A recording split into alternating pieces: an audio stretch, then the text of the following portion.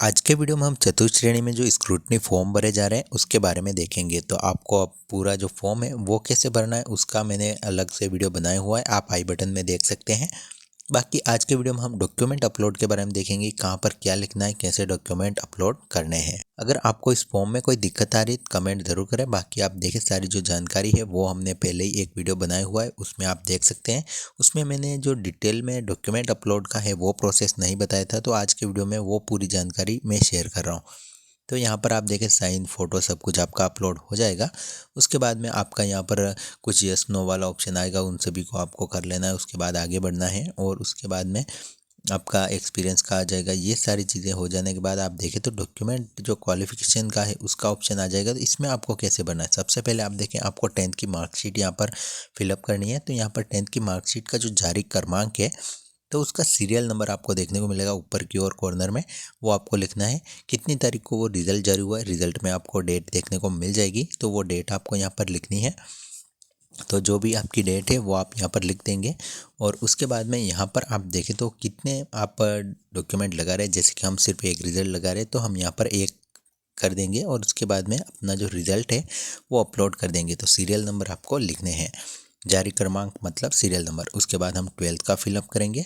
12th में भी आपको देखने को मिल जाएंगे, उसके कॉर्नर में आपको एक सीरियल नंबर देखने को मिलते हैं, तो वो आपको यहाँ पर दर्ज करने हैं। कितनी तारीख को आपका रिजल्ट जारी हुआ है वो आपको दर्ज करना है। तो ये पूरा मैं लाइव प्रोसेस आपको दिखा रहा हूँ, इस कारण थोड़ा सा वीडियो लंबा हो सकता है। तो आपको किसी टाइप का कोई सवाल है, कोई आपको समस्या है तो आप ज़रूर कमेंट करें, हम आपकी हेल्प करने की पूरी कोशिश करेंगे। तो यहाँ पर जो डेट है वो हम यहाँ पर चूज़ कर लेते हैं, कौन से साल में हमें जो 12th है वो क्लियर की थी। और यहाँ पर आप देखें तो इसकी जो संख्या है वो हम एक कर देंगे, क्योंकि हम एक मार्कशीट अपलोड कर रहे हैं तो इसको अपलोड कर देंगे। उसके बाद में आप देखें दूसरी अलग और मार्कशीट आप अपलोड कर सकते हैं, जैसे कि बीए की हो गई, एमए की हो गई, तो वो आप अपने हिसाब से अपलोड कर सकते हैं अगर आपको अपलोड करनी है तो। उसके बाद में यहाँ पर सीरियल नंबर में आप देखें तो हमारी जो पुरानी मार्कशीट है उसके अंदर हमें जो सीरियल नंबर है वो प्रोवाइड किए हुए थे, तो वो हम यहाँ पर लिख देते हैं। आप चाहें तो इनरोलमेंट नंबर भी लिख सकते हैं, आपको वहाँ पर देखने को मिल जाते हैं। तो क्रमांक आपको लिखने अनिवार्य है।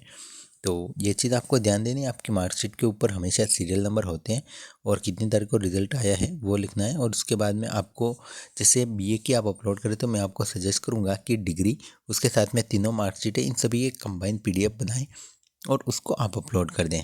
तो यहाँ पर हम इसकी पूरी जो डिग्री के साथ में जो पीडीएफ बनाई हुई है वो हम पूरी यहाँ पर अपलोड कर देंगे।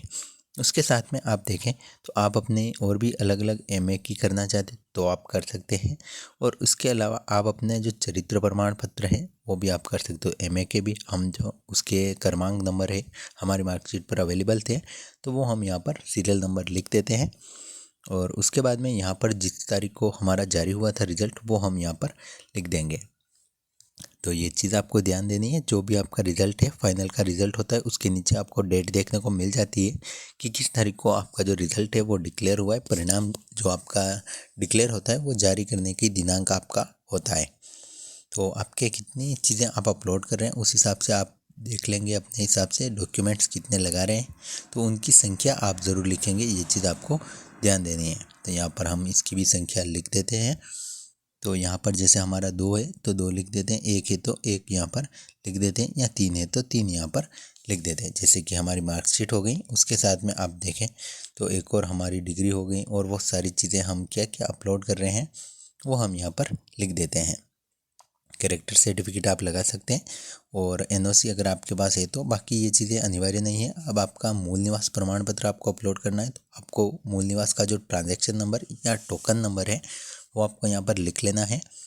आपको नीचे सीरियल में देखने को मिल जाता है, उससे ही आप देखें तो ऑनलाइन में मूल निवास निकलता है, मतलब उसका एक तो आपका टोकन नंबर आप लिख सकते हैं। इसके अलावा अगर आपके मूल निवास पर आपका कोई जारी क्रमांक है वो अगर अवेलेबल है तो वो भी आप लिख सकते हैं। बाकी टोकन नंबर सबसे बेस्ट रहता है, उससे ही ये निकलता है। कितनी तारीख को बना है वो लिखेंगे, फेज पर क्लिक करेंगे और उसके बाद में जो हमारा मूल निवास है उसका हमने पीडीएफ तैयार किया हुआ है, तो पीडीएफ पर हम क्लिक करेंगे और पीडीएफ को हम यहाँ पर अपलोड कर देंगे। तो जितने भी डॉक्यूमेंट आप अपलोड करें पूरे आपको चेक करने हैं, उसके बाद में ही अपलोड करना है। कोई भी गलत फाइल आपको अपलोड नहीं करनी, इस फॉर्म में कोई भी एडिटिंग आपकी नहीं होगी। सेम प्रोसेस हम जाति प्रमाण पत्र के लिए भी करेंगे। इसमें कितनी तारीख को हमारा जाति प्रमाण पत्र बना है वो हम लिख देंगे। उसके सीरियल नंबर हम यहाँ पर दर्ज कर देंगे और यहाँ पर एक लिख कर फेच करेंगे। ऑनलाइन डेटा नहीं मिला, ब्राउज़ करेंगे और हमारा जो जाति प्रमाण पत्र है उसको हम यहाँ पर अपलोड कर देंगे। उसके बाद में विवाह प्रमाण पत्र, तो इसका आपको रजिस्ट्रेशन नंबर विवाह का वो आपको यहाँ पर लिख लेना है। कितनी तारीख को आपका रजिस्टर हुआ है वो आपको मैरिज सर्टिफिकेट के अंदर देखने को मिल जाएगा। तो थोड़ा सा हमारा वीडियो लंबा हो रहा है और उसका रीज़न है कि मैं पूरा ये प्रोसेस लाइव करके आपको बता रहा हूँ और कोई भी चीज़ हम यहाँ पर स्किप नहीं कर रहे हैं। तो आप ज़रूर कमेंट कर सकते हैं और पूरा चेक भी कर सकते हैं कि कहाँ पर आप क्या दिक्कत आ रही, कहाँ पर क्या लिखना है, और आप इस हिसाब से भरेंगे आपके दिक्कत नहीं आएगी। और मैंने पहले भी इसके अटेस्टेशन फॉर्म पहले ही लगाए हुए हैं, स्क्रूटनी फॉर्म, और वो बंदे आज जॉब कर रहे हैं, तो ऐसा कोई इश्यू नहीं है और सही चीज़ें आप आसानी से भर सकते हैं। आपको कोई दिक्कत नहीं आएगी। आपको सिर्फ ये चीज़ ध्यान देनी है, कोई भी आपको फ़र्ज़ी दस्तावेज़ नहीं लगाना है और किसी भी दस्तावेज में त्रुटि नहीं होनी चाहिए, ये चीज़ आपको ध्यान देना है। तो आपको जो भी ओरिजिनल डॉक्यूमेंट है वही लगाने हैं।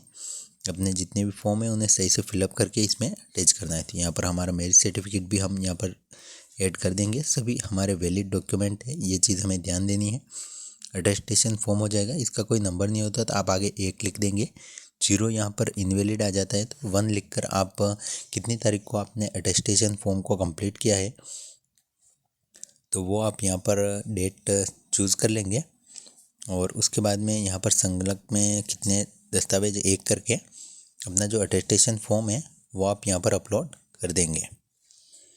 इसके बाद में आप देखें आय का अगर आपके पास है तो दूसरे कोई भी तो आप लगा सकते हैं। बाकी आप हस्तलिखित में आएंगे, कितनी तारीख को आपने वो कंप्लीट किया है उसकी डेट चूज़ करेंगे। उसके बाद में 1 लिख कर उसको भी आप अपलोड कर देंगे। तो यहाँ पर हमारे पास एक ही है तो एक ही पेपर है तो हम एक ही यहाँ पर अपलोड कर देते हैं। तो जितनी भी PDF है वो हमने पहले ही बनाई हुई है ताकि हमें फॉर्म में अपलोड करते टाइम कोई दिक्कत ना आए। उसके बाद आएगा हमारा शपथ पत्र।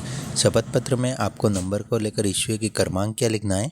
शपथ पत्र में क्रमांक आपने जो स्टाम्प लिया है उसके ऊपर आप देखें स्टाम्प का एक सीरियल नंबर होता है, वो आप लिख सकते हैं, आपको कोई दिक्कत नहीं आएगी। और उसके अंदर जितने भी आप स्टाम्प आप शपथ पत्र ऐड कर रहे हैं उन सभी को मर्ज करेंगे। कितनी तारीख को आपने स्टाम्प लिए हैं, कितने आप डॉक्यूमेंट लगा रहे हैं वो सारी यहाँ पर हम लिखेंगे। ब्राउज़ पर जाएंगे और अपने जो शपथ पत्र है उसका हमने पूरा एक कंबाइंड PDF बनाया हुआ है, उसको हम पहले चेक कर लेंगे। ये चीज़ आपको ध्यान देनी है, हर डॉक्यूमेंट को चेक करना है उसके बाद में अपलोड करना है। यहाँ पर हमारा पूरा कंप्लीट है तो इसको हम यहाँ पर अपलोड कर देंगे। तो ये हमारे शपथ पत्र हमारे कंप्लीट किए हुए हैं तो इसको हम यहाँ पर अपलोड कर देंगे। सही है, चेक किया है, उसके बाद में अपलोड कर देंगे। उसके बाद में आप देखें तो अगला है हमारा बच्चों का घोषणा पत्र। उसका आपको एक अलग से पूरा फॉर्म मिला है, उसमें आपको जैसे आपका कोई संतान नहीं है तो उसका आपके पास डिक्लेरेशन फॉर्म है तो वो आपको यहाँ पर अपलोड कर लेना है। तो इस तरह से धीरे धीरे एक एक करके सभी आपको अपलोड करने हैं। जैसे कोई डॉक्यूमेंट है जिसके कोई सीरियल नंबर अवेलेबल नहीं है, जैसे कैरेक्टर सर्टिफिकेट हो गया, बच्चों का हो गया, धूम्रपान वाला हो गया, तो इसके अंदर आप 1 लिख कर आगे इसमें डेट कितनी तारीख को जारी हुआ है और ओरिजिनल जो डॉक्यूमेंट है इसके ओरिजिनल कॉपी वो आप अपलोड कर देंगे। तो यहाँ पर इसको भी हम अपलोड कर देते हैं, आपको कोई दिक्कत नहीं आएगी। और कई बार साइज़ आप देखें तो मैच नहीं होती, तो साइज़ आपको सही सेट कर लेनी है, उसके बाद में अपलोड कर लेना है। उसके बाद में 2 राजपत्रित अधिकारियों के जो चरित्र प्रमाण पत्र है वो आपको यहाँ पर अपलोड करने हैं। जो राजपत्रित अधिकारी है उनके द्वारा जारी किए हुए कितनी तारीख को जारी किए हैं यहाँ पर हम 2 लिख देते हैं। और जो हमने कंप्लीट किए हैं वो हम यहाँ से चूज़ करेंगे, एक बार चेक करेंगे और यहाँ पर सबमिट कर देंगे। उसके बाद में अंतिम संस्था द्वारा जारी प्रमाण पत्र, जिसका भी आप जैसे रिजल्ट लगा रहे हैं 12th का आपने अंतिम संस्था है तो 12th के बाद आपको स्कूल की ओर से एक चरित्र प्रमाण पत्र मिलता है तो वो कैरेक्टर सर्टिफिकेट आपको इसमें ऐड करना है। अगर आपने BA कंप्लीट की है तो BA के बाद आपको कॉलेज की ओर से चरित्र प्रमाण पत्र मिलता है। जो भी आपका अंतिम संस्था का चरित्र प्रमाण पत्र है वो आपको अपलोड करना है, यहाँ पर कंफ्यूज नहीं होना है, ये चीज़ आपको ध्यान देनी है। उसके बाद में आप देखें ये सारा हमारा कंप्लीट हो चुका है। बाकी आपके पास और भी कोई दस्तावेज है तो आप अन्य प्रमाण पत्र में जोड़ सकते हैं। ऐसा दस्तावेज जो आप वहाँ नहीं जोड़ पाए और जिसका ऑप्शन आपके पास नहीं था उन्हें आप अन्य प्रमाण पत्र के अंदर भी ऐड कर सकते हैं, आपको कोई दिक्कत नहीं आएगी। आपको उसका सीरियल नंबर लिखना है, जारी होने का क्रमांक लिखना है सॉरी दिनांक लिखनी है और अपलोड कर देना है। इसके आगे आपका प्रोसेस काफ़ी सिंपल है। आपको अटेस्टेशन फॉर्म फिलअप करना है और उसके बाद में फॉर्म को सबमिट कर देना है। तो उसको कैसे करना है, वीडियो आपको आई बटन में देखने को मिल जाएगा। कोई सवाल है तो कमेंट ज़रूर करें।